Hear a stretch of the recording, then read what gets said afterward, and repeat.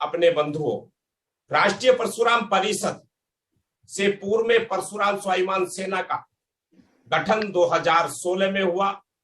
इस भारतवर्ष में आतंक की पर्याय बनी धरती, भ्रष्टाचार की जननी,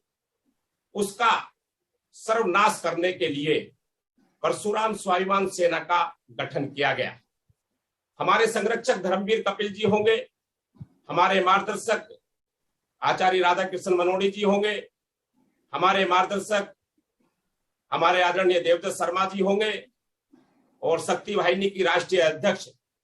हमारी मीरा उपाध्याय जी माता जी भी इस कार्यक्रम में सम्मिलित होगी। उस समय ये बात हुई कि देश में इस विकृति को मिटाने के लिए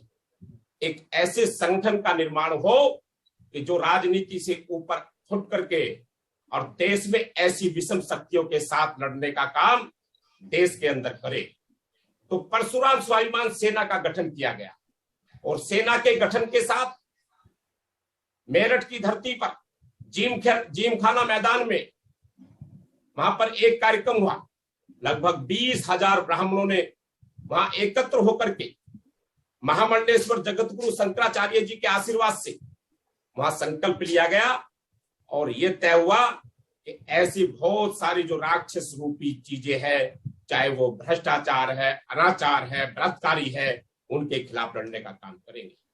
परशुराम स्वाभिमान सेना के संस्थापक के रूप में हमारे उत्तर प्रदेश के उप मुख्यमंत्री डॉक्टर दिनेश शर्मा जी ने उस मंच से उद्घोष किया, और वहीं से ये संकल्प भी हुआ था कि उस संस्था के अनेक मुद्दों को लेकर के वहां पर जम्मू कश्मीर के कश्मीरी ब्राह्मणों को लेकर के उसमें रखा गया था। उसी के अंदर जो बांग्लादेशी देश के अंदर प्रवेश कर रहे हैं उनको इस देश से भगाने का संकल्प लिया गया था, और वहीं से जो देश के अंदर विभिन्न कुछ ऐसी विनाशकारी शक्तियां जो देश को विघटन करने का काम करती है, जात पात की बात करती है, भ्रष्टाचार का बोलबाला करती है, ऐसे मुद्दों को लेकर के राष्ट्रीय परशुराम परिषद का गठन हुआ सेना के उपरांत। और राष्ट्रीय परशुराम परिषद की 2 विंग साथ में खड़े हुए, फिर एक परशुराम स्वाभिमान सेना और एक परशुराम शक्ति वाहिनी। संकल्प के साथ ये था कि जो भारत के अंदर बेरोजगार युवाओं को रोजगार दिलाना है, यहां एक देश एक कानून की बात हो, ऐसे विभिन्न मुद्दे इस राष्ट्रीय परशुराम परिषद में शामिल करके हमारे उसमें जो आचार्य महामंडलेश्वर उस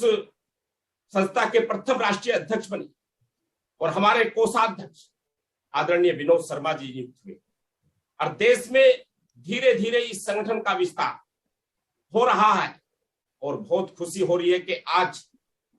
भगवान श्री परशुराम जी के अवतरण दिवस पर आज देश भर के लोग फेसबुक लाइव के माध्यम से और हमारे गूगल के माध्यम से और जूम के माध्यम से आज साथ साथ इस सभा में उपस्थित भी है। साथियों, धीरे धीरे राष्ट्रीय परशुराम परिषद का संगठन का विस्तार जो हो रहा है, ये बड़े खुशी की और हृदय की खुशी की बात है। हमको संरक्षक संस्थापक का होने का सौभाग्य प्राप्त हुआ, और जो ऐसे देव जैसे हमारे पदाधिकारी जो जिनको कोई लोभ नहीं, कोई लालच नहीं, किसी प्रकार का कोई नहीं, वो संगठन करो की नीति को आगे बढ़ाते हुए मैं राष्ट्रीय परशुराम परिषद और परशुराम स्वाभिमान सेना और परशुराम शक्ति वाहिनी के ऐसे सारे वीर कार्यकर्ता, वीर पदाधिकारियों को हृदय से बधाई देता हूं। संस्था के और बहुत सारी चीजें, लेकिन आज समय की बाध्यता है। मैं सभी को हृदय से आज भगवान श्री परशुराम जी के अवतरण दिवस पर, अक्षय तृतीया के ऐसे पर्व पर मैं सबको हृदय से